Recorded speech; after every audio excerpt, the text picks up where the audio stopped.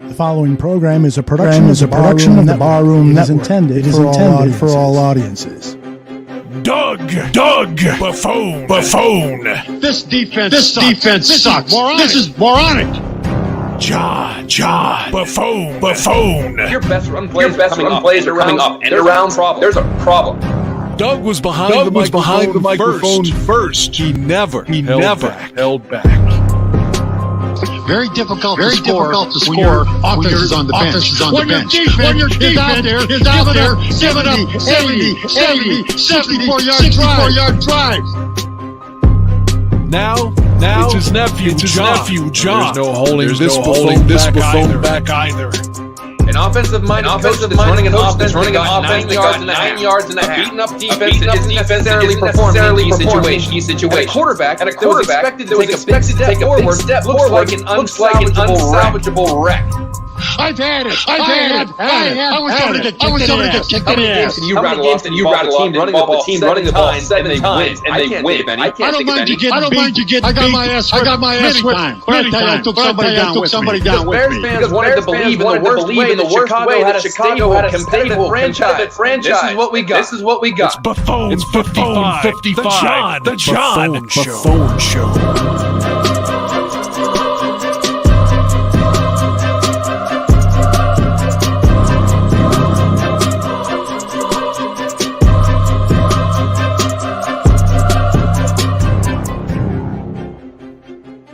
Hello and welcome to Buffone 55. We are back after a little break, so I am chomping at the bit to get in on some Bears talk. With me, as always, is my producer and co-host, Alyssa Barbieri. Alyssa, how are you doing? Well, I'm just sitting here waiting in case there's any big news that might happen during the show, but we'll see. Other than that, besides, just kind of staring at Twitter while we're also doing this, I'm doing pretty good. How about you? I never thought that we would have to dissect the meaning of the word whelp and do a lot of micro analysis to figure out what the hell Josina Anderson's talking about, if she's even talking about the Bears or if she's even talking about football when she tweets that. But Bears Twitter is going crazy as we record this, so that we'll see if that actually leads to anything or if it's just us getting up in arms again. But because this is kind of an impromptu episode, we are abandoning all rules and structure. No B55 segment today, no guests today. We're just going to have some good old-fashioned bar room talk. And to do that, we need to dust off some chairs, we need to dust off the bar, and we need to dust off Aldo Gandia, who's been frozen in time like Han Solo frozen in carbonite. Aldo, how you doing? I'm doing well, man. I am so happy that we're doing this because I really think there's a lot to talk about, despite the fact there's really nothing to talk about. Isn't that the beauty of the off season? There's everything and nothing to talk about at the same time. I love it. It's my favorite time outside of the actual season. It's my favorite. Yep, we've got a lot of rumors. We've got the only the only actual news is the A-Rob franchise tag. But other than that, there's just a hell of a lot of speculation, right? Absolutely. And so let's start with something that is concrete. And you mentioned it. Allen Robinson has been franchise tagged. So the Bears will have until, I think, July 15th to get a long-term deal done. But if not, he can play for that $17.89 million, or he could potentially hold out, or he could sign his tender, and then the Bears could do the whole sign and trade thing. But what do you think? And Aldo, I'll start with you because we just brought you on. What do you think ultimately happens with Allen Robinson? Because even though they franchise tagged him, and that was one part of speculation, are they going to use the tag? Are they not going to use the tag? But now that they have used the tag, do you think he plays under that? Do you think he holds out? Or do you think maybe, and I tend to lean towards this scenario, the Bears are in a wait-and-see mood to see what they're going to allot to the quarterback position, if anything, and then they can decide whether or not they want to really try to extend Allen Robinson. What do you think? I think there's a really good chance that the Bears have franchise tagged Allen Robinson for the sake of trading him. And there's a couple of possibilities come to mind. The Jets, if they're going to go with Sam Darnold or a young quarterback in the draft, they may want to acquire Allen Robinson, and they've got the draft picks to give to the Bears. Frank Clark was a member. I forgot what team he was a member of, but he was traded to the Kansas City Chiefs, and the other team that had Clark got a first rounder and a second rounder. You're not going to get a first and second for A-Rob in a trade, but you might get a couple of second rounders at most. And so the Jets have the 34th pick in the second round. They've also got 2 third round picks, the 66 and 87. So maybe there's a deal there to be making. But if A-Rob says, listen, I do not want to play for you guys because I want the security of a long-term contract. And if the Jets say, yeah, we want a veteran to work with our young quarterback, so we would love to have A-Rob, we'll send you a couple of draft picks. So that's a strong, strong possibility. Alyssa, all those things that there could be like you just said, a real possibility that Allen Robinson gets traded under the franchise tag. What do you think? Do you think that they tagged him for him to play? Do you think that they're going to try to extend him depending on what they do to the quarterback position? What's your take on that?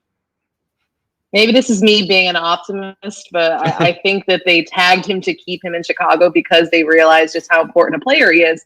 And obviously the salary cap is making everything very, very difficult this offseason. And you made a good point, John, about seeing what's going to happen at the quarterback position, which would be another way to kind of, lure Robinson and back into their good graces. Here, we're going to get you an actual quarterback to throw you the ball, hopefully. But I think that they tagged Robinson to kind of, buy them some time to get a deal done.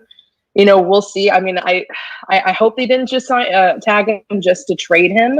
I think that they recognize if you heard listening to Pace a couple weeks ago, the way he was talking about Robinson and how important he is to this offense, he sounded like someone that wanted to make sure that he stays with the Bears, not just you tag him and you trade him. So, I mean, I'm still kind of leaning on the side of the fence where they want Robinson to play. Now, we'll see what happens between now and July 15th and, whether Robinson decides to go the route of Stephon Diggs or some other players and trying to kind of demand a trade if he's not happy in that situation, and obviously what happens at quarterback. But for right now, I'm still kind of, leaning on the side where I think Robinson plays in 2021 with the Bears.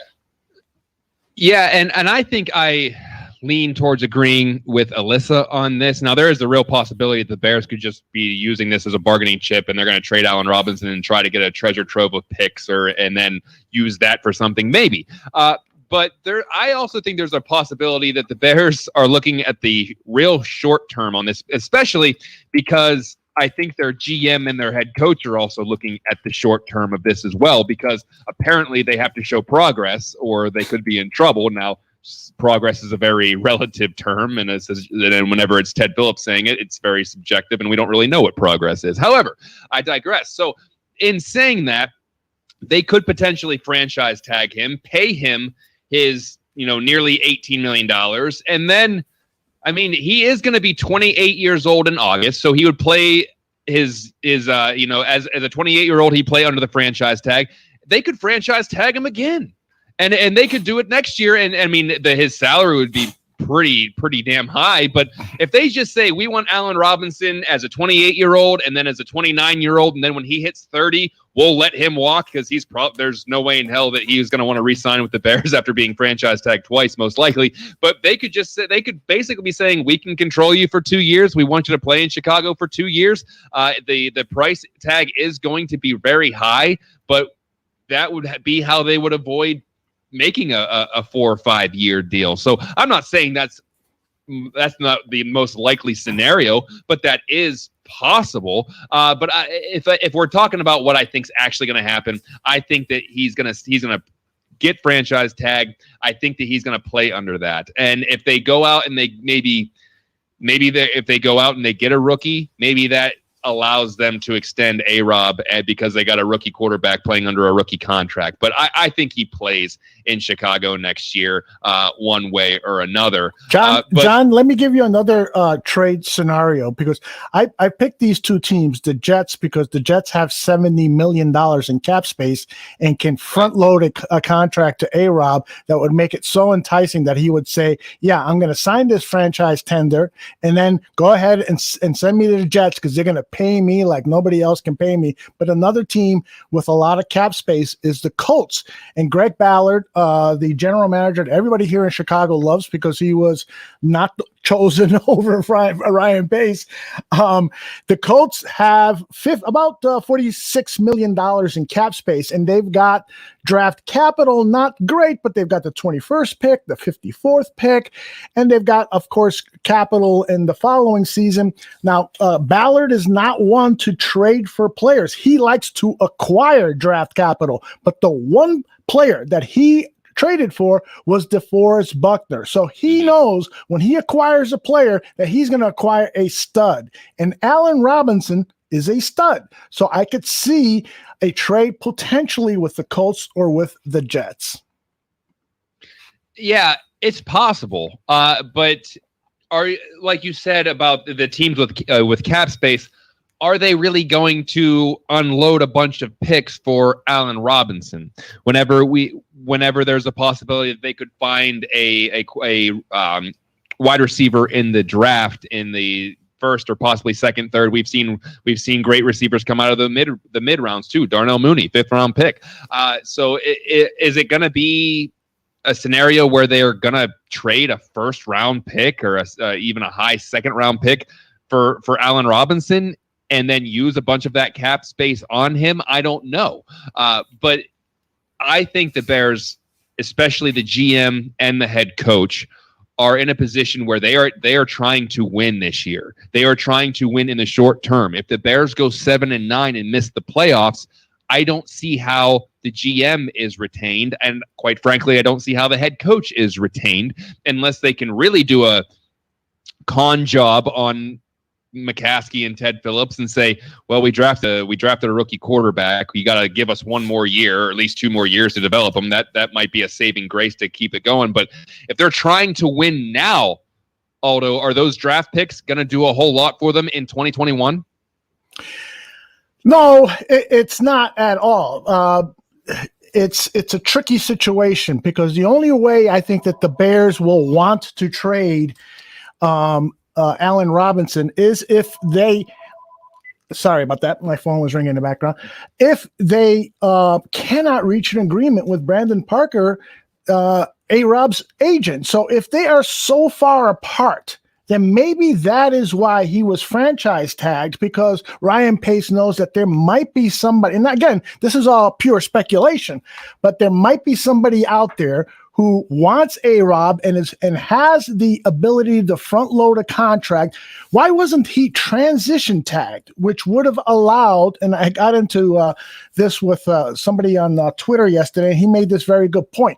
He wasn't transition tagged because the other teams would have matched it, and the Bears would not have been able to, because other teams might have been able to front load the contract with money, and the Bears weren't prepared to do that. So I think that the franchise tag gives them the ability to hang them out there for trade, see what you can get, and if you don't, then you drop some players, which is something that we'll be talking about later in the show. We drop some players and we see what you can get. We see if he can play, if he's going to sign the franchise tender and not sit out a season, then go with him as your running back, because he is very unhappy. He doesn't want to be a franchise tag player. He, like any other NFL veteran, is feeling like, I deserve to be a free agent. I deserve to go out there and test the market. I've played long enough in this league. This whole BS franchise tax stuff, which was developed in 1991 by the Broncos owner, who was Elway. Right. He was afraid he was going to lose Elway. It's called the Elway, was called the Elway rule for many years, and was supposedly only to be used on quarterbacks, has now been morphed. The owners have morphed it into something that they are holding over players, and so A-Rob is not happy, and I don't blame him. I don't blame him at all. Well, we're talking about people contacting the Bears for a trade, so let's go ahead and switch gears and talk about the Bears contacting other people for trades. And here, let's talk about something that Bears fans rarely discuss: the quarterback. So there's plenty of speculation about who's going to be under center for the Bears next year, and the 2 big names right now, I guess you could say the big fish that they could go after would be Russell Wilson and Deshaun Watson. Once thought to be completely impossible, now still seems pretty improbable, but maybe there's something happening there. Alyssa, I'll ask you this question. What is too much to give up for Russell Wilson and Deshaun Watson? Or is that not a quantitative number where there isn't, that you can't give up too much? There's nothing too much with this franchise, I think. I mean, I've never had a franchise quarterback. My dad barely, I guess if you want to qualify Jim McMahon as close as he's had to a franchise quarterback, going back to Sid Luckman. There is no price too great to get not just a good quarterback, but a star quarterback, be it Wilson or Watson, because quarterback obviously is the most important position, not only in football, but in sports. And it seems like a no-brainer. And the fact that we've been discussing this, it's been one of the most exciting, probably the most exciting thing this offseason. It's just kind of even it being a semi-realistic possibility, even though, it still seems a pipe dream at this point until something happens, unless Welp, actually comes to fruition, and we'll see what that means. But it's been exciting to kind of just think of the possibility of a quarterback coming in, like you were mentioning before, John, with Allen Robinson and kind of keeping him here in Chicago.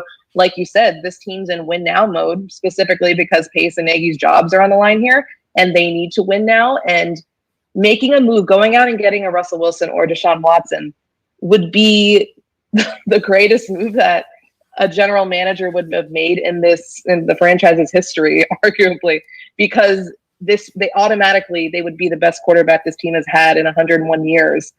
And there's nothing like that, going out and just kind of even giving up the farm to get the best quarterback your franchise has ever had to save someone's job. So, I mean, I don't think that there's anything too much. I know people disagree with that. I have, this conversation with my dad. He doesn't want to give up too much to get a quarterback. I'm like, we're talking about a franchise quarterback, something that I've never seen in my lifetime, and I wonder if I ever will with this team. I don't think that there's a price that's too great to bring in a star at a position that has just snake bitten this franchise for decades upon decades. Aldo, do you think that there is such a thing as giving up too much for Russell Wilson or Deshaun Watson, or is it a blank check? I'm with Alyssa's dad on this. Us old guys think alike.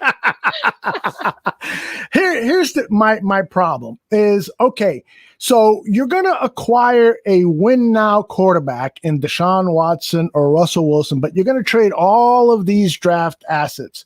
So what happens if you don't win now?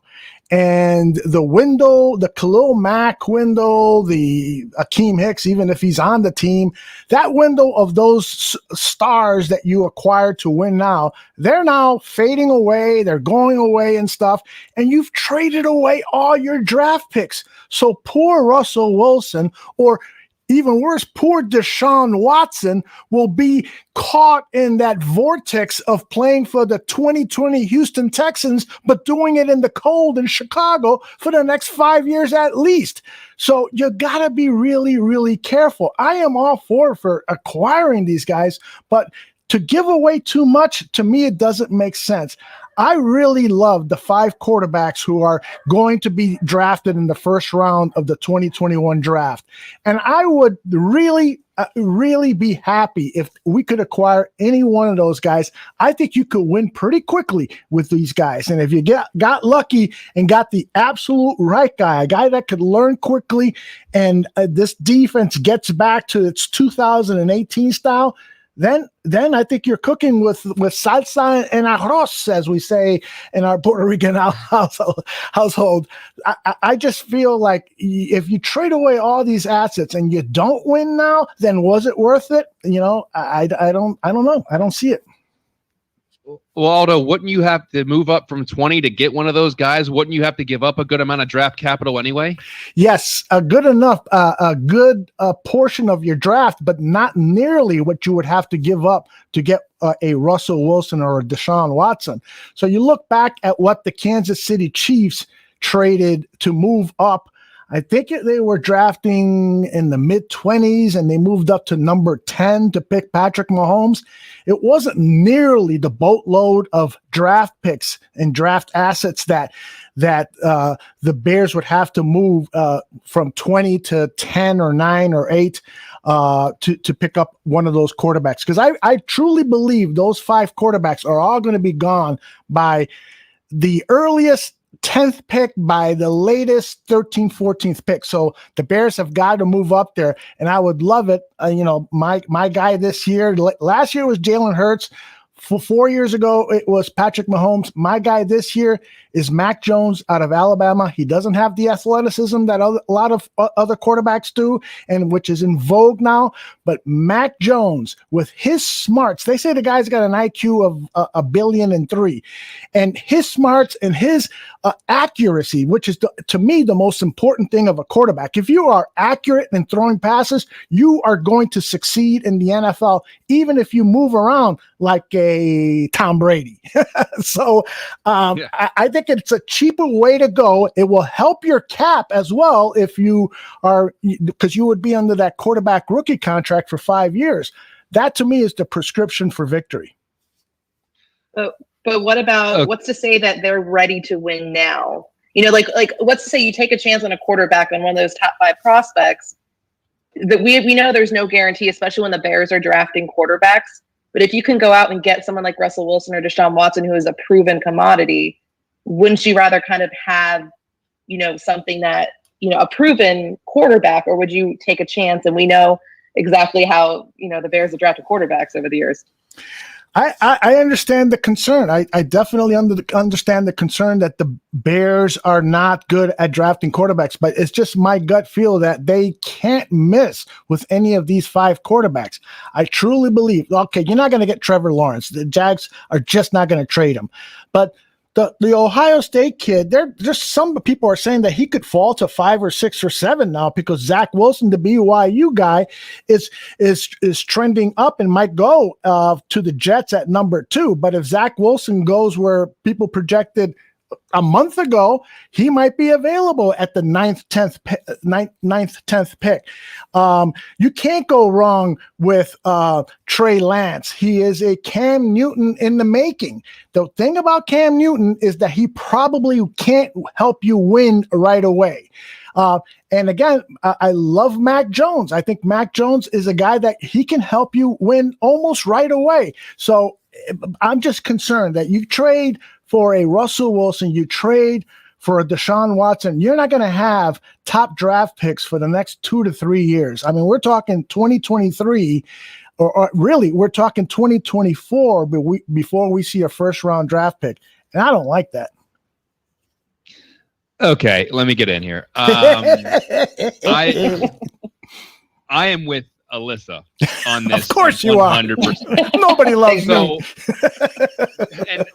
And before I go off on my spiel here, my biggest fear is that Chicago is just kind of like this threat, and I'm comparing it to Los Angeles from like the last 10, 15 years before they actually got the franchises to go back there. You remember when like every team would threaten to go to LA so they could get a new stadium? They're like, oh, we're going to go. Hey, we better get a new stadium. We're going to move to LA, or we're going to move to London. We're going to move away. I feel like that's kind of what the Bears have become. Like in the whole Carson Wentz situation, we now know that the Bears never really made a formal offer, but it was being leaked out of Philly that the Bears were the front runner, and all these reports that the Bears were going to get Carson Wentz. Probably because they're trying to drive up the price for the Indianapolis Colts. So I'm also fearful that maybe Russell Wilson is doing this, be like, hey, trade me to the Bears or give me what I want, or bolster me up like they did with Tom Brady. And I'm not saying Deshaun Watson wants to go there, but I just feel like no one really has serious commitments to Chicago. They're just using it as a bargaining chip, but let's hope that's not the case. But I don't think there is too much to give up, because we're talking, I know first round picks are very valuable, and if you hit on them, they're great, but we're not talking about every round of the draft for the next 3 years. And Ryan Pace has shown that he can find serviceable guys and some real playmakers in rounds 2 through 7. But let's say they give up 3 first rounders. Let's look at some of the Bears first rounders that even Ryan Pace has picked. Kevin White, Leonard Floyd, Mitch Trubisky. I'd trade all 3 of those guys for Russell Wilson or Deshaun Watson. You want to go historical on this? For the last 30 years, let's go back to 1991. Out of 30 first round or 30 years, the Bears have had one Hall of Famer drafted in the first round. That's Brian Urlacher. Since 1991, only 7 first-round picks of the Chicago Bears have been Pro Bowlers. Walt Harris, Urlacher, Tommy Harris, Greg Olson, Kyle Long, Kyle Fuller, and Mitchell Trubisky. How many of those guys would you trade for Russell Wilson or Deshaun Watson? 6 of those 7? You want to make a case for Urlacher? I'll listen.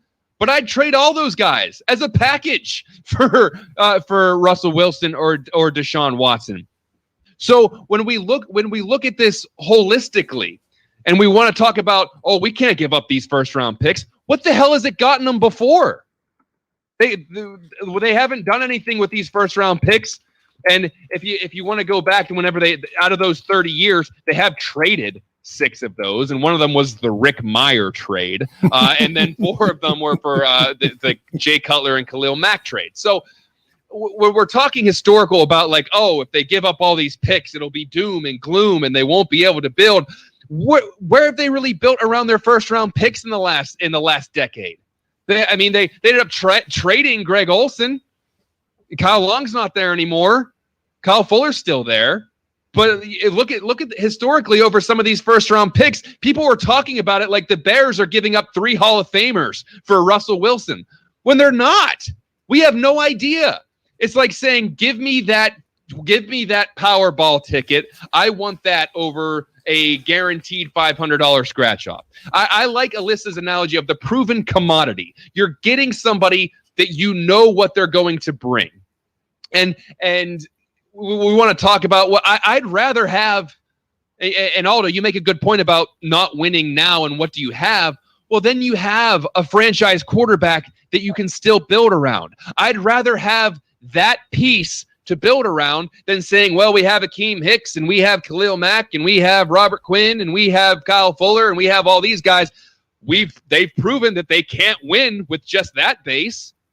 But I'd rather have the missing piece or the missing link. I'd rather have that franchise quarterback in place and then say, okay, it didn't work out. Let's strip it down and let's build back around our franchise quarterback, rather than saying, well, we got 5 or 6 really good pieces on defense. Still don't have the quarterback situation figured out. We still probably need to hit on that eventually. But I just feel like once you can get that figured out, you can build the rest around it, and you can find those guys that Ryan Pace has found in the later rounds to build around, those low salary, low contract guys that you can bring in and really contribute. Ryan Pace has shown that he can do that. Tariq Cohen, Darnell Mooney, in the list, Jalen Johnson in the second round, Cole Kmet in the second round. I just feel like you can mortgage that and get that missing piece, and then if you don't win in the short term, you can still rebuild around that. I'm getting killed in the chat room. Evan Walker says Buffone won the argument. MMAT tip 1, 2, 3. Aldo, how many of Chicago's last 4 first-round picks are still on the roster or even in the NFL? Here's what I'm going to say. You can't, by using, that's the same kind of logic my ex-girlfriend would use. I would go pick her up and I was 5 minutes late and I would say, why did you leave without me? And she goes, well, my ex-boyfriend used to always not show up. So after 5 minutes, I would leave. And I'm like, okay, so you're comparing me with your ex-boyfriend? You can't say that because we have a poor draft history that you're now going to give away first and second round draft picks. That's not the way it works. And that's what you're going to have to give away. It's not just giving away 3 first rounders. You're going to have to give away second round picks too. And you're missing the point about how to build a team. You got to also utilize those rookie contracts to help you build a team. If you trade away these draft assets, you're also adding to your cap because you've got to acquire free agents that are going to be probably much more expensive than these draft players. And so it just becomes, your team becomes a very transactional team.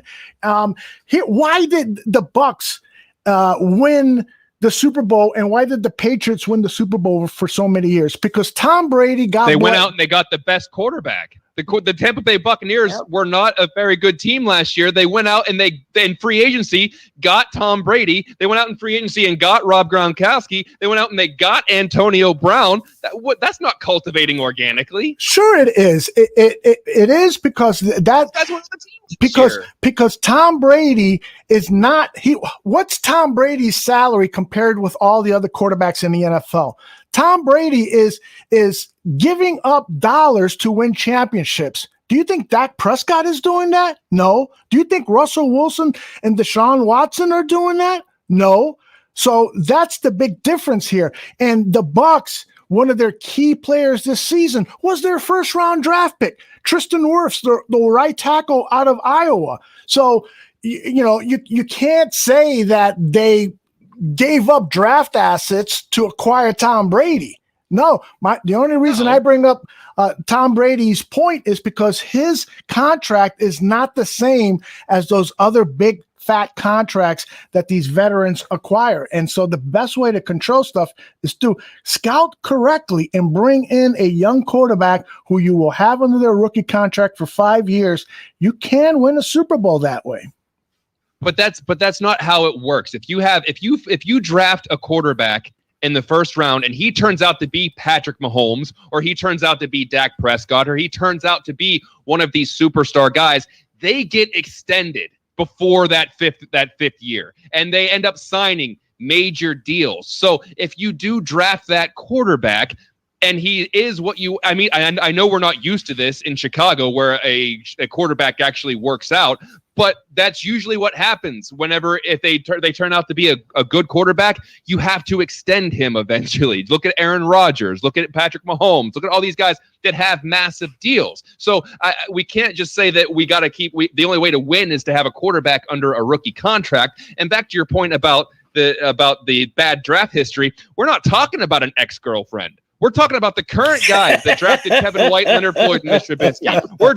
We're still in that relationship. So it's not like, don't be mad at me for being 5 minutes late because my ex did it. No, I'm mad at you for being 5 minutes late because you're always 5 minutes late. So we're talking about the current regime still. So we can talk about we can talk about the history. I went the whole way back to 1991, but we can go back to 2015 when Ryan Pace came in. So I understand the argument of not wanting to give up all these assets, but at the same time, I'm tired of hearing about that and tired of not having a quarterback where it's just like, oh, but if we do that, we're gonna lose all these key players on defense. We're gonna lose all these key players that we've had the last 3 years.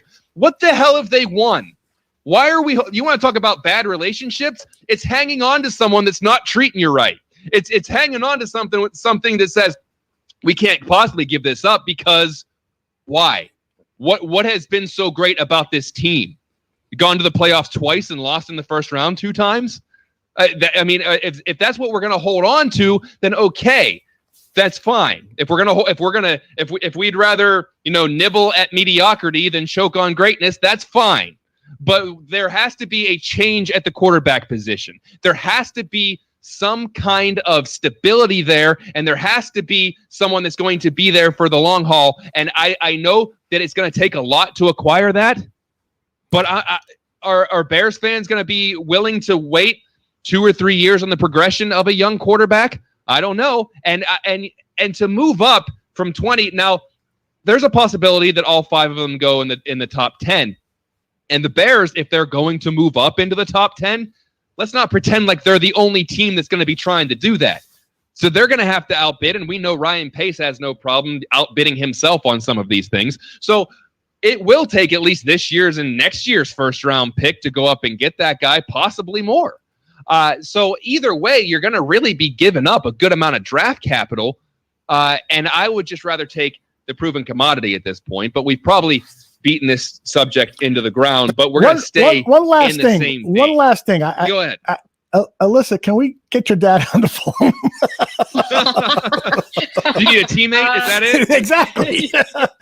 He's actually not available at this point. Oh, Yeah. All right. Let's go to the more. So I'll work on my argument. I'll work on my argument. We'll talk about it on our next show. Let's go more realistic. If the Bears don't land Deshaun Watson or Russell Wilson, which I say there's probably more than a 50% chance that it does not happen. Oh yeah. If not them, we probably just spewed off for 20 minutes about something that's not even going to ever happen. But if not them, who is it going to be? A mid-range guy that they bring in, or to Aldo, your point, do they trade up in the draft? Because you look at some of the mid-range guys that they could go after: Marcus Mariota, Jacoby Brissett, Andy Dalton, Tyrod Taylor, Jameis Winston, Cam Newton, Gardner Minshew, Sam Darnold. If any of those names don't really blow you away, then I guess the only other option is to go up and try to get one of these guys in the draft. Alyssa, where do you think, if they don't land one of these big time quarterbacks, what do they do?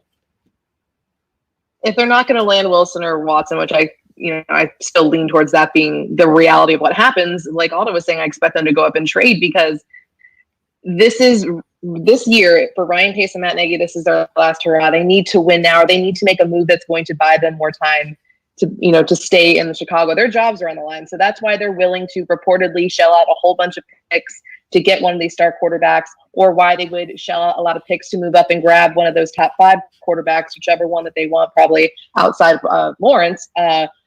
Looking at some of those free agent guys, it's just those names are, aside from Tyrod Taylor, who if you bring him in, apparently your rookie is just going to become your franchise quarterback. So maybe they should look into that.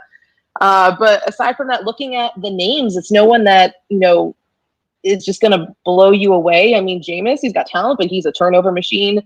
Looking at some of these other guys, we have Nick Foles on the team already. So I don't see them going out and making another move like that. So I feel like it has to be making a trade for one of these proven commodities, or moving up in the draft to get your guy. And like you were saying before, probably buy them another year if they can kind of, tell McCaskey and Phillips, hey, give us another year. We drafted a quarterback. We need time to develop him, because outside of getting one of the star quarterbacks, I feel like that's the only option for where they're at in a win now mode.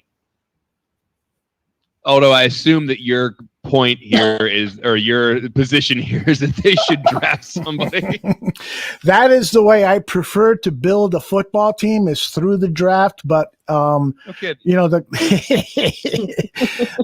issue though is is Nick Foles that bridge quarterback?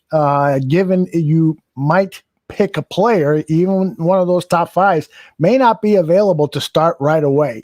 It might be prudent for, say, Trey Lance, who has faced, inferior competition in college, doesn't have as many starts and so forth. He's got the tremendous Cam Newton athletic skills, the cannon arm and so forth. But let's say that's the quarterback that becomes available to the Bears. I say you got to get him. But now, are you going to start Nick Foles for the first week? Because I don't think Trey Lance will be ready, given that he hardly played in 2020. And so do you then look at a Marcus Mariota? Marcus Mariota, some people are speculating that he might be cut because of salary cap issues.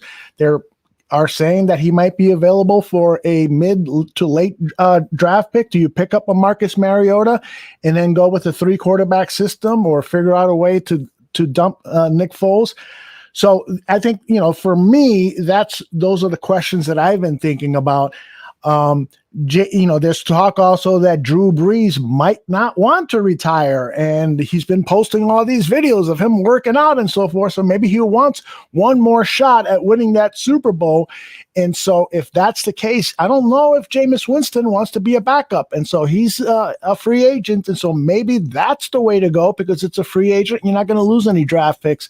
And Jameis Winston maybe has matured and become a better leader and less turnover prone after sitting in the Saints quarterback room and learning from Drew Brees and Sean Payton. So some interesting questions there. I do think, though, that the draft is obviously the best way.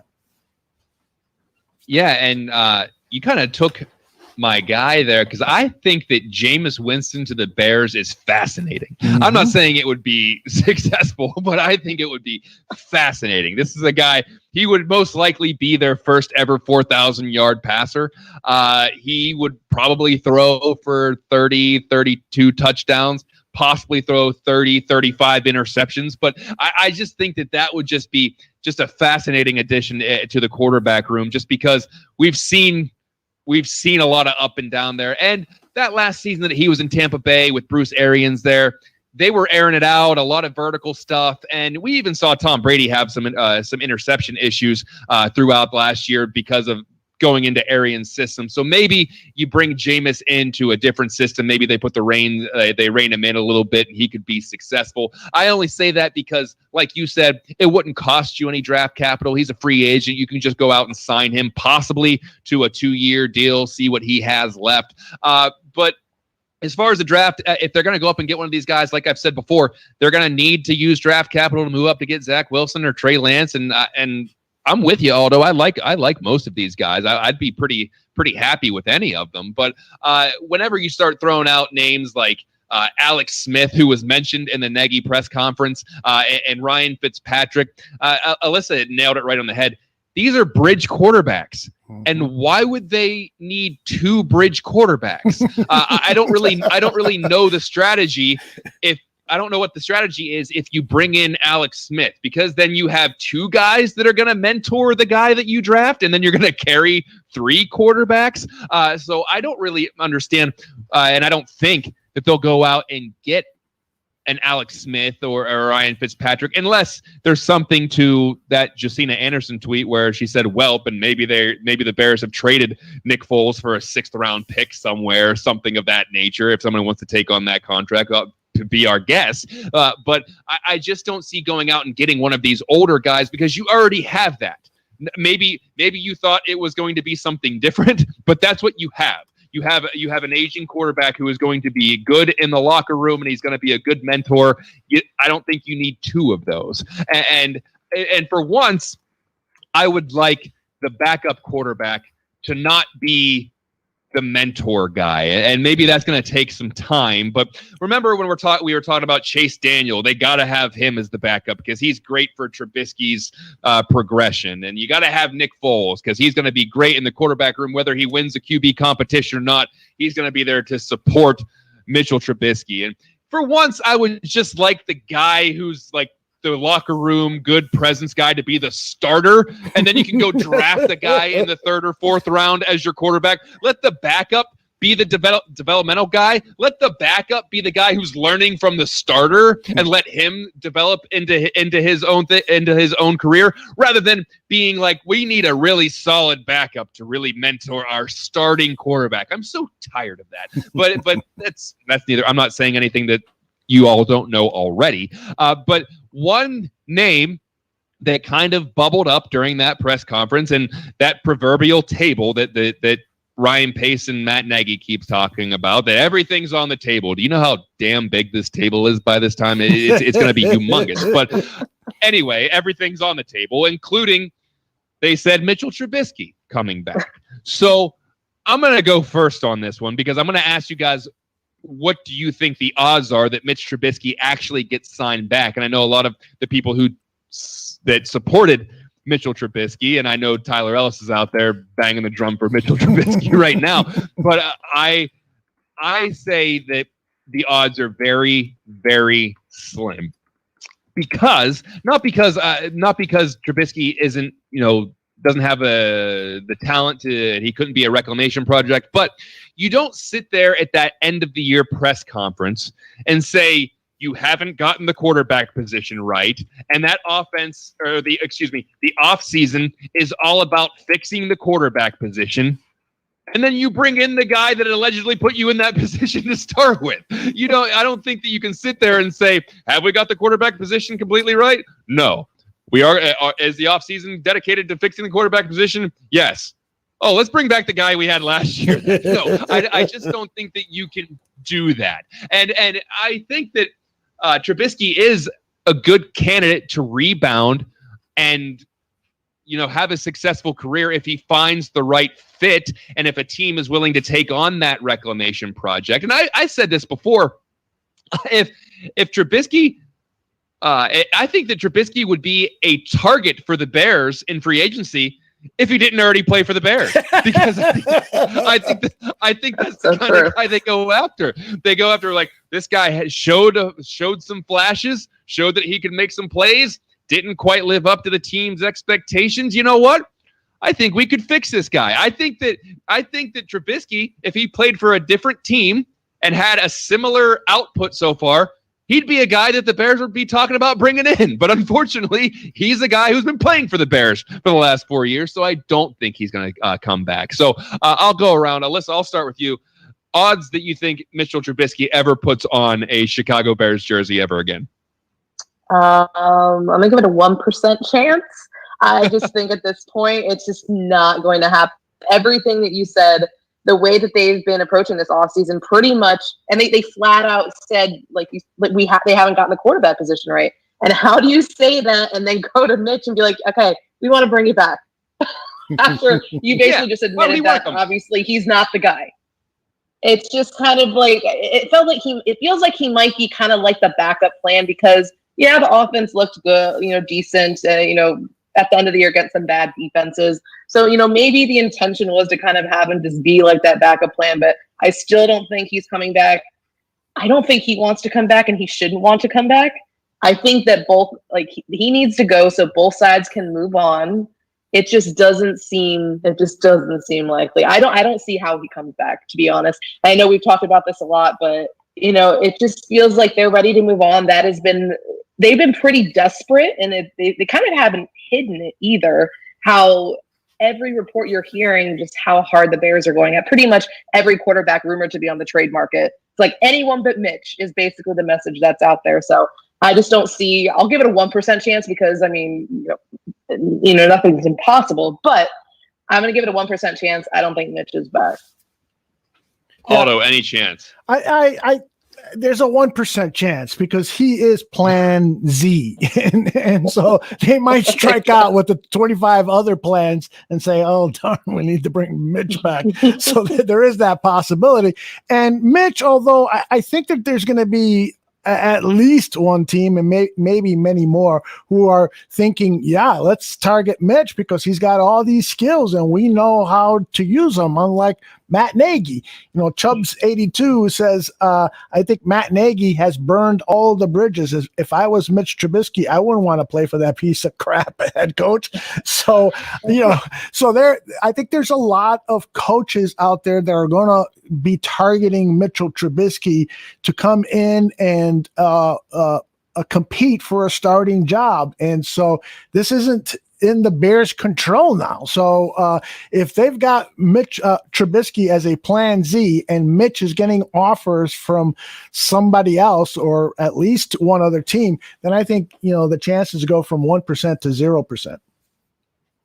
Yeah, I tend to agree. I think we're all on the same page where it's just very, very unlikely. And if I'm Mitch, I don't want to come back. Like, I understand that going back to Chicago probably gives you the best chance at being a starter next year. Maybe not necessarily because somebody could see Mitch Trubisky as being their bridge quarterback if they go out and they draft a project quarterback in the late first or early second, third, whatever.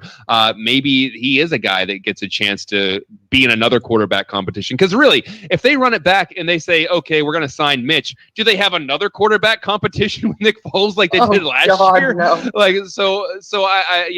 don't see any possible scenario where they bring him back, much to the dismay of some Bears fans who think that he didn't get a fair shake in Chicago, which there's plenty of evidence to make that argument, so I understand. But, guys, we're going to take a quick break. When we come back, we're going to talk a little bit of the salary cap with the Bears. They do have to make some moves to get under that cap, and who could be some more cap casualties or who could be some more trade targets moving forward. When we come back, we're going to talk all about that and so much more. You're listening to Buffone 55 on the Bar Room Network.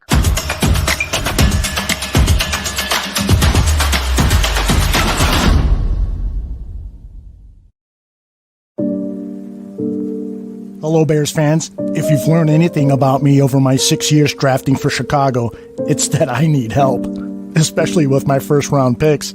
There was Kevin White and Leonard Floyd. And then my biggest investment, Mitch Trubisky. And I know you won't let me forget about Adam Shaheen in round 2. But those mistakes are a thing of the past because now I watch Draft on Tap. Good choice, Ryan. Draft on Tap features Danny Shimon and Neil Stopchinski, 2 outstanding draft prospect evaluators. This season, they are totally focused on the Chicago Bears' needs and prospects that fit their team. Additionally, their guest list will include some of the most prominent names in scouting. So Ryan, bro, thanks for doing what thousands of others are going to start doing. Watching Draft on Tap with Danny Shimon and Neil Stopchinski, only on the Barroom Network. We could all use a little bit of help, right, Ryan?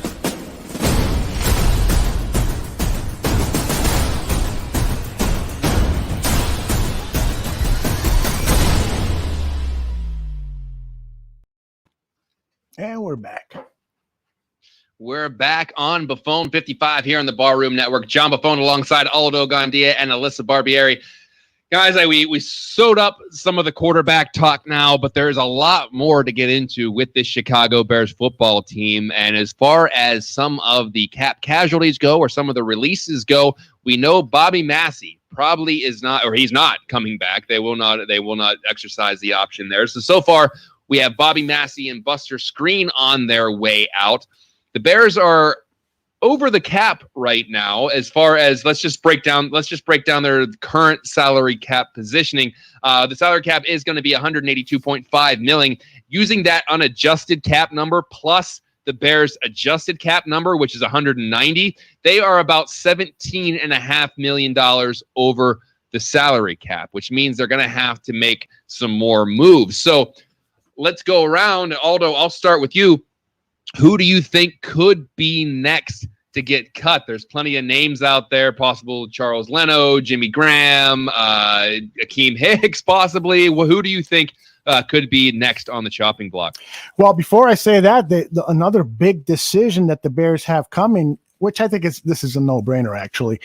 The Bears have until May 3rd to exercise the 5th-year option of Roquan Smith, and that option is valued at a little under $10 million. I think it's pretty much a no-brainer that they're going to do that, and if they don't, then Ryan Pace really needs to be driven out of town.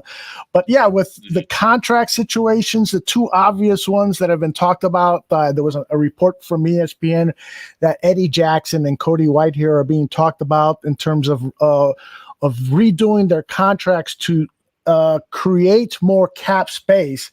And then there is the Akeem Hicks, potentially being dropped. It would save some $8-9 million to create some more cap space. So I'm really worried, that if this is a win now thing, that you're potentially going to lose an Akeem Hicks and a Kyle Fuller who is going to make $20 million. And so you would have to try to restructure his deal. And if you're in a win now, the guy that had like the 5th most touchdowns of any tight end in the NFL, Jimmy Graham, could potentially be gone. So I'm not sure what they're going to do, but I know that this is going to be a massive undertaking by, who is it, the guy that does the contracts for the Bears? John Lucas, or no, he's a scout guy. Anyway, that guy, he's got a hell of a job in front of him because they're $20 million over the cap, like you said. And so there has got to be some renegotiating of contracts and potentially losing some guys. And I would hate to see any of those star players left out. And if I'm going to start with anybody, it's probably going to be Akeem Hicks. Alyssa, what do you think? Who could be next out of town? Some of these names seem like they would be no-brainers, but a lot of the time, just like Jimmy Graham, it's hard to say you let a guy go when he He 8 touchdowns last year and was pretty reliable as a short yardage target. So who do you think could be on their way out? I mean, Jimmy Graham was the first one that really jumped in my head. But I mean, aside from maybe him kind of being the Russell Wilson connection and maybe luring him here to Chicago, I can't get it out of my head. I can't. Josina Anderson still in my head. Run with it. I'm just hoping, and then maybe they're hoping it happens before the start of the new league year, and then they can dump Jimmy. Sorry, Russ. But Graham is the obvious one. Aside from he did have a decent year. He had 8 touchdowns, like you said, really great year. But his cap hit. You can save $7 million by cutting him, and there are some cheaper options out there in free agency at tight end if you want to go that way. You have Cole Kmet that you're developing. It's just Graham seems like the obvious one. You mentioned Charles Leno before. I don't see them parting ways with both tackles, especially if you go out and make a quarterback move where you need to deal those first round picks. How are you getting tackles? Right? Unless you bring back Jermaine Ifedi, I think that makes sense at the right tackle position. But other than that, I don't see them doing Charles Leno. I don't want to even think about Akeem Hicks because, like you said, Aldo, it's kind of hard to imagine this being a win now team when you're getting rid of so many playmakers. I know defense wasn't able to get it done all on their own, but you still need a defense and you need your big playmakers to go out there and you need them on your roster. So, I mean, Ryan Pace and the Bears have a really big undertaking ahead of them, ahead of the start of the new league year. So you're going to see some contract restructures. You're going to see some more players getting cut. It's certainly going to be an interesting week here. Yeah, I think that you could see more restructures than you do some of these cap casualties. I think they extend Jimmy Graham for another year. And then they try to spread that salary out a little bit because I think they were so happy with what he brought to the team as far as a red zone target, potentially being a mentor to Cole Kmet. I think they like what they have at tight end after knowing what they didn't have at tight end just 2 years ago with the revolving door of, Jesper Horsted, JP Holtz, and all those other guys who had to step in and play tight end at some point. I think that they could potentially try to spread that out over 2 years for Jimmy Graham and bring him back if he's going to be agreeable to that. I think Anthony Miller is a no-brainer. It's a minimal saving, but they do save $1.2 million by cutting him, and his dead cap's only like $500,000. So I think that Anthony Miller has played his last snap as a Chicago Bear. Some of the other guys, Akeem Hicks, I think they actually save more along the lines of like $10.5 million if they were to let him go. But the Bears are in this very weird situation where they retained their GM, they retained their head coach, they expect better results in 2021.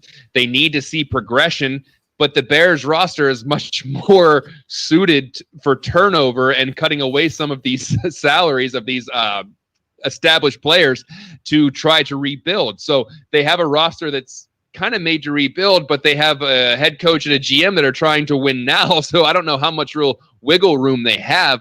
Charles Leno is projected to have a cap hit of $11.3 million next year, and the Bears could save $6.2 million by cutting him. That's pretty good. But when it comes down to it, Alyssa, you mentioned this in your story on Bears Wire. Left tackles are just really hard to come by in this league, and to just cut him loose to try to save $6 million, that's going to be tough. So I'm not sure how they're going to do this. I'm glad it's not my job. I'm glad that I'm not the one that has to try to figure this out. But if we're talking about acquiring Russell Wilson or acquiring Deshaun Watson, there needs to be some room here. And maybe if they were to get a long-term deal done with Allen Robinson, maybe they can take some of that off there and try to spread that out. And maybe that could cut into some of their, for lack of a better term, salary cap debt. But there's a lot to unwind there. Aldo, do you see any surprise cuts possibly coming out, or is this just going to be a lot of kind of trying to get things to stick together with bubble gum and paper clips? I do think that there's a very strong possibility there will be a surprise cut, and it could be, a Kyle Fuller, although they're going to try hard to trade him. But when you trade somebody, you still have some cap responsibilities. Again, I don't want to be surprised. The only surprise I want is if they get a fantastic quarterback and they keep most of this team intact, so we can make a true blue run at this thing. And the way, again, the draft is the way. A lot of people in the chat room are just talking about the offensive line. What are you going to do? Bobby Massey's gone, and we need to get rid of Charles Leno. So there's the potential of having two holes at the offensive tackle. The saving grace here is that this draft is loaded with offensive tackles.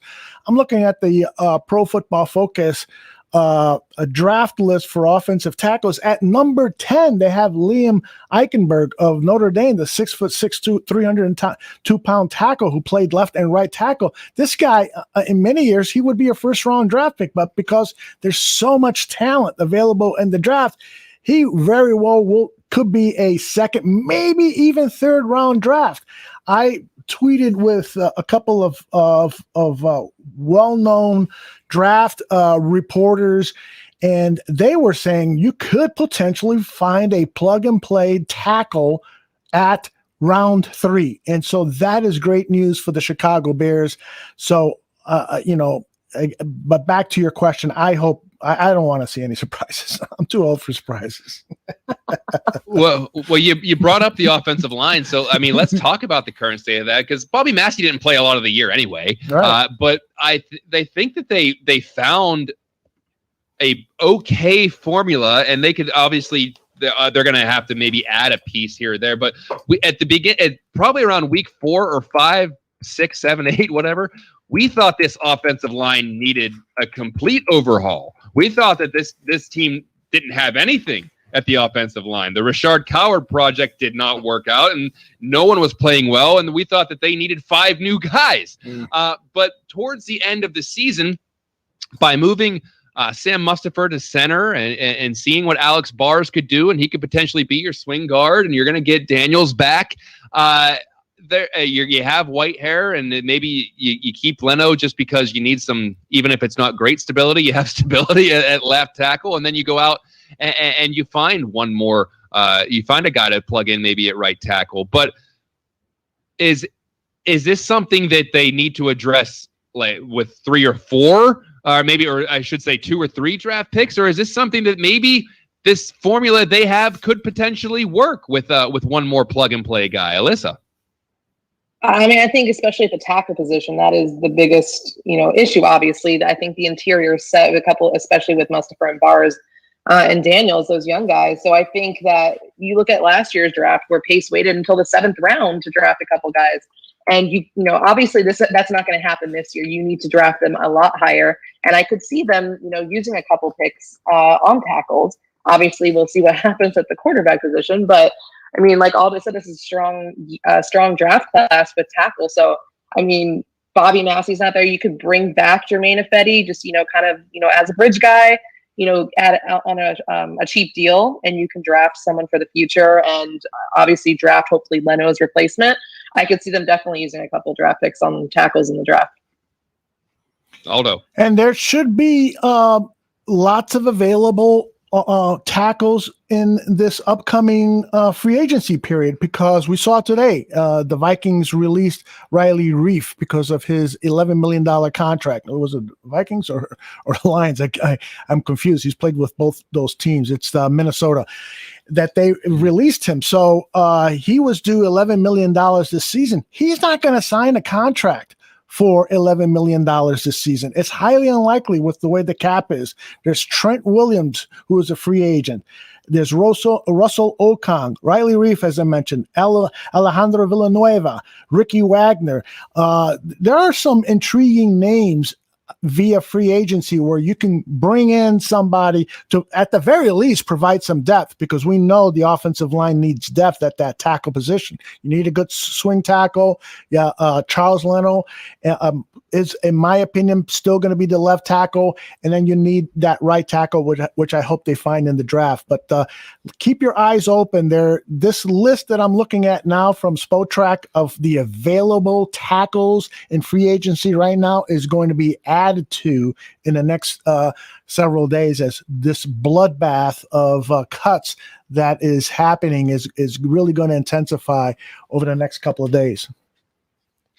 And just wait till they use those 2 6th-round compensatory picks to address the tackle position, probably. Well, but if it is a deep draft class, we'll see what they can do. Well, and like Alyssa said, it kind of depends on if they are going to use some of that draft capital to move up and get a quarterback, or if they're going to stay put at 20 and see who's there. And a lot has to shake out between now and just a couple weeks from now, and then it'll be fun to follow along. Last thing I want to talk about is, you know what? We're having fun. We're speculating. We're talking about pie in the sky aspirations. So let's go around and talk about some of your boldest predictions for either free agency, for trades, or anything else. Because legal tampering, I love that term, legal tampering. Legal tampering starts on Monday. So what do you think could be something that is in the Bears' sights, or what do you think is a bold prediction for the Bears? And Alyssa, I'll start with you. If we're talking just kind of like in this area, I'm going quarterback, John. My bold prediction is that the Bears are actually going to get a franchise quarterback. I'm going to go out on a limb and say Russell Wilson. I hope. I mean, Josina, she still hasn't said anything since we've been on air. So, someone needs to go check on her. But I mean, at this point, I've trying to been telling myself not to get my hopes up, but my hopes are up at this point. I just, it's been fun speculating and, just kind of imagining it happening. And now I'm trying to kind of will it into existence. So if I repeatedly keep saying it, I'm hoping that does the trick. So I'm going to say the boldest move the Bears make over the next few weeks ahead of the draft here is that they're going to go out and get their quarterback.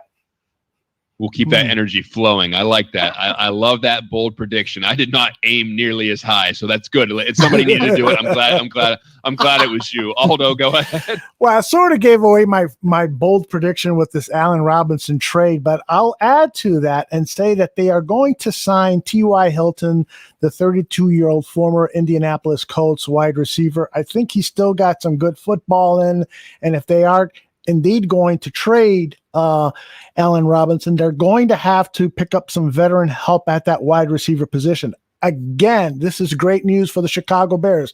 Besides this being a super heavy, deep draft for offensive linemen, particularly at the tackle position, this is also a deep, deep draft at the wide receiver position. So you could pick up a guy like a Darnell Mooney, but a bigger size guy to complement him in the draft. And then you add a veteran like T.Y. Hilton, and we'll see what else happens. But I think that T.Y.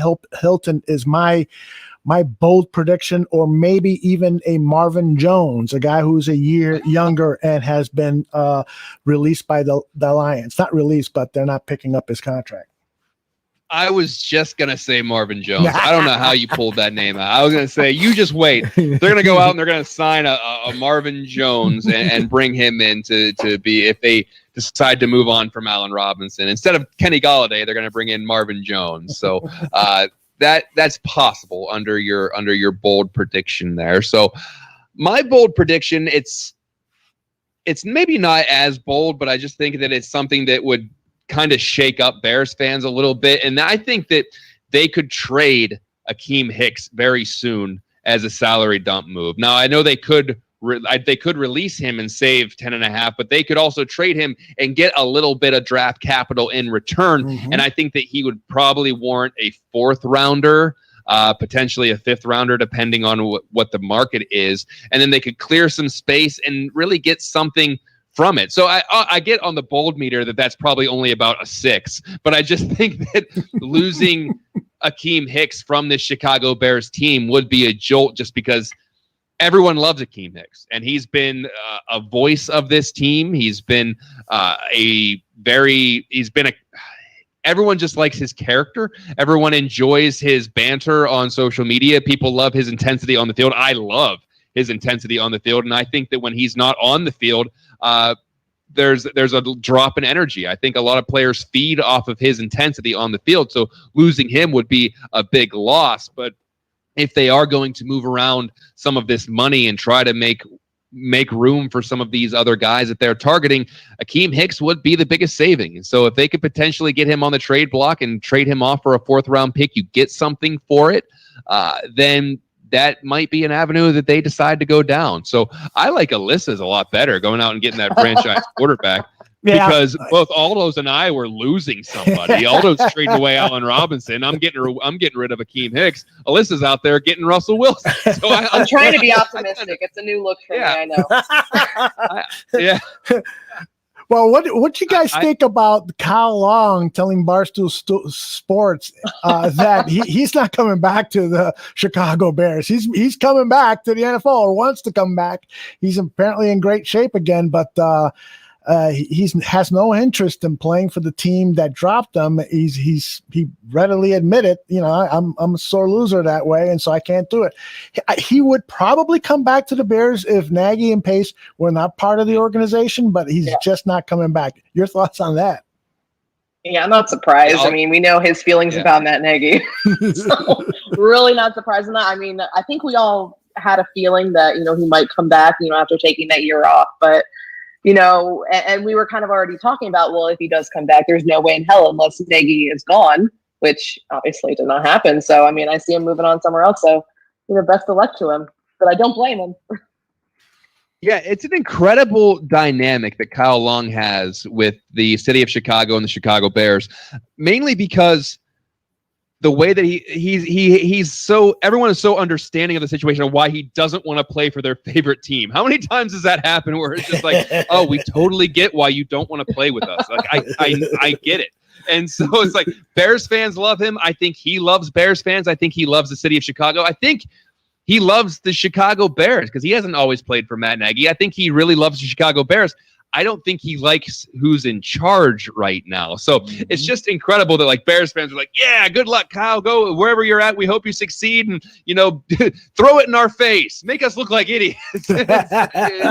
It's just incredible, and a part of me thinks that too. Like, go out and kick some ass, Kyle. I want to see it. I want to see you succeed. And it's just like, wait, he doesn't like my favorite team, but a lot of the times don't like my favorite team either. So it's almost like encapsulating that entire feeling. So well, in the video, I'm sorry to interrupt. In the video, he had a banner or flag behind him of the Chicago Bears. So I think he still likes the Bears. What he doesn't like, clearly, as Alyssa said, is Matt Nagy. So I got another question for you. And you said you had that bold prediction meter, so change it up to confidence meter. What is, from a scale from 1 to 10, you two guys, what do you think, what's your confidence that Ryan Pace is going to get this right this offseason? 1 to 10. Well, it depends what he does.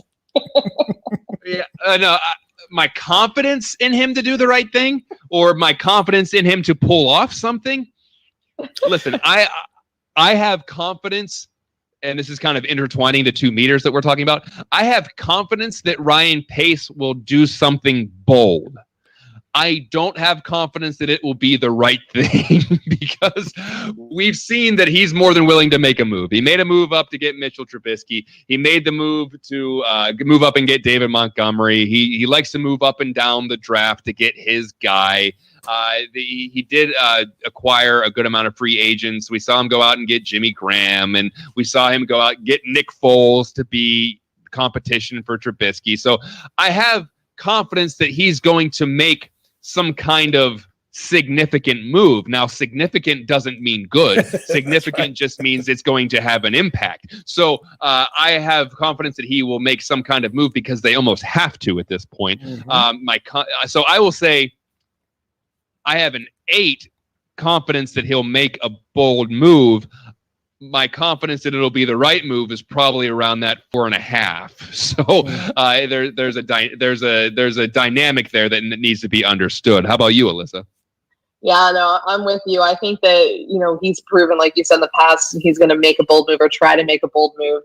And so I guess I'll do your meter as well. I'll put it like up at a 9, but my confidence that he's actually going to get something done, I'm like lower at like a 2. I'm just like trying to temper my expectations with this. Looking at obviously the quarterback position and what he's going to do, I think that he's desperate and everyone knows it. Is he going to be able to pull it off? And, kind of going back to our discussion before about why I'd rather him go out and get a Russell Wilson than drafting, it's that anxiety about him actually making the right move at quarterback, getting another chance to draft a guy instead of just having a proven commodity is kind of like, right there in front of him. So I think that's why, if it wasn't Pace making the move at quarterback or at, drafting him, I think I would be a little bit, more confident in that. But, with Pace, in terms of total confidence that he's actually going to get it done, I'm going to be a 2, but that he's going to make a bold move, I'm at a 9 right about now. I'm listening to our conversation, and a lot of the times these turn doom and gloom because that's all we know. But it reminds me, it sparked my memory of the conversation that we had with the hosts of the Yinzer podcast on Pass the Mic last week about how their expectations in Pittsburgh are like, we asked them what would be a disappointment, and they said 10-6. And I was like, you've got to be kidding me. And they said, no, there are people here that they want Mike Tomlin fired, despite the fact that he's never had a losing record. And this team is perennially in Super Bowl contention.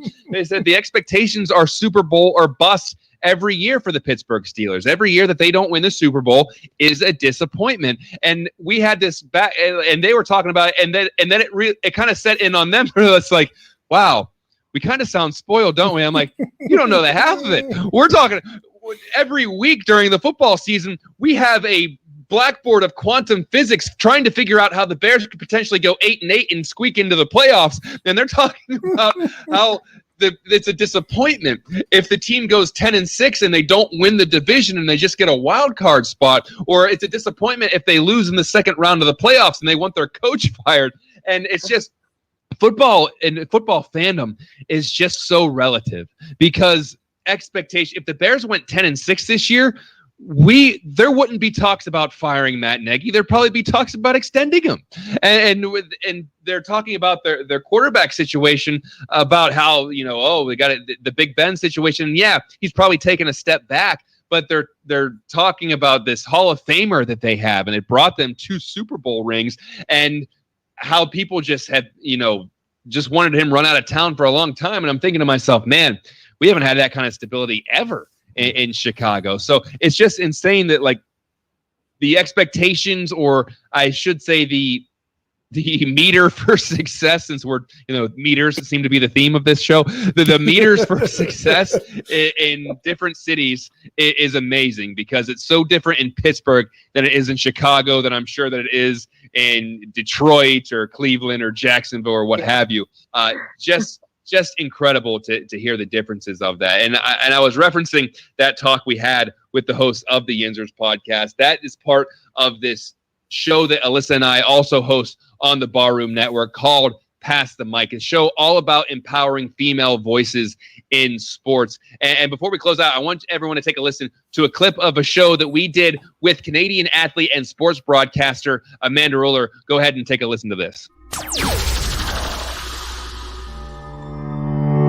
Growing up, I was always told I could be just as good as the guys from my parents, and especially my dad. He would take me to every single football game and said, you could be a great athlete just like these CFL players in front of you.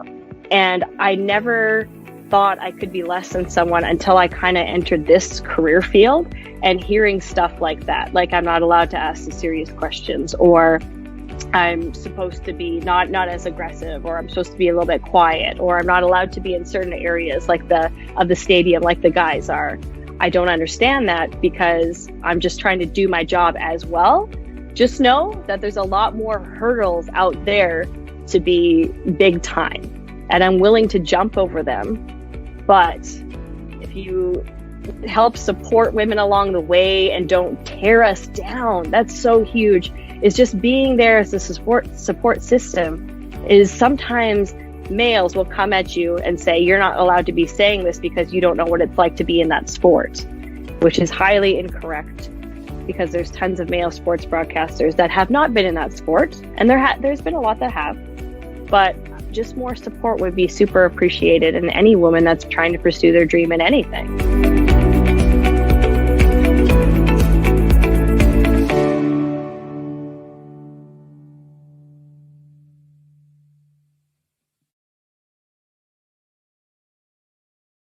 Alyssa, incredibly rewarding experience to be a part of this show, and it's always interesting to listen to every woman's journey who is a guest on that show, because everyone is unique, yet a lot of the stories are all the same, which is sad and it's difficult to talk about, but it's important to talk about.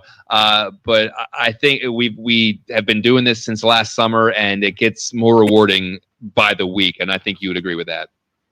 Absolutely. And, working with you again on this show, especially, has been incredibly rewarding, and getting to talk to all these amazing women and, hearing all the struggles that they've gone through, because it's important to voice it, because some people might not know that it's happening because it's not being talked about enough, or, they don't want to bring it up because they don't want to seem like they're causing a problem or something like that. So I think it's just really important to hear their story, but also to celebrate their journey and everything that they've accomplished. So it's just an incredibly rewarding experience. And we have quite a diverse catalog. We have some people that are some big shots, and then we have some people from smaller markets, but everyone's stories are important, and it's just been really amazing getting to know them and hear their stories. Absolutely. And we've talked to athletes, we've talked to sportscasters, we talked to former athletes who are now working in the corporate world. And so we've just been able to have a lot of diverse guests, and we really hope that you give the show a listen and share it with your friends as well. Absolutely. And let me add that the best way to stay informed about all of the great things happening at the Barroom, and trust me, there are a lot of great things coming soon, is to visit the newly opened website, barroomnetwork.com. Make sure you bookmark it so it's easy to find. And also make sure you bookmark bearswire.com. I'm the managing editor over there, and we're getting you ready for free agency. And I've been writing enough about Russell Wilson that I kind of feel like a Seahawks writer at this point, but we got all the news there for you. Yeah, you're on that Russ beat right now. That's an important role to fill until he doesn't come to Chicago, and then we got to find our next quarterback that we're going to get really excited about. But exactly. Yeah, before we head out, a quick programming note. We intend to be back next week for a salary cap extravaganza as the Bears and the rest of the NFL enter free agency. What will the Bears do? What can the Bears do? We'll break all of that down next week. You won't want to miss it. But I appreciate everyone tuning in to this episode. For Alyssa Barbieri and Aldo Gandia, I'm John Buffone. We'll see you next time.